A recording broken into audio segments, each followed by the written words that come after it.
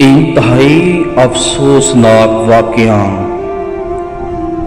آج ایک اور بس نے 5 گھروں کے چراغ ہمیشہ ہمیشہ کے لیے بجھا دیے۔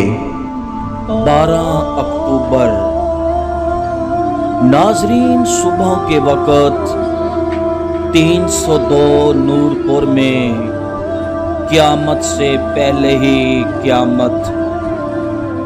ناظرین، ایک تیز رفتار بس نے 302 نورپور میں ایک رکشے کو ٹکر مار دی، جس کے نتیجے میں سکول جانے والے 6 بچے اپنی جان کی بازی ہار گئے اور ناظرین 6 بچے شدید زخمی ہو گئے۔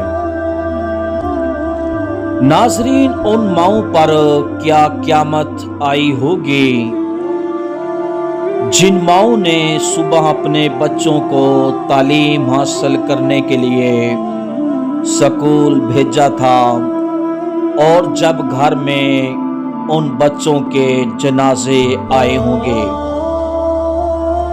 ناظرین، ہم کب تک خاموش بیٹھے رہیں گے کہ حکومت ان تیز رفتار بسوں چلانے والوں کو کنٹرول کرے گی؟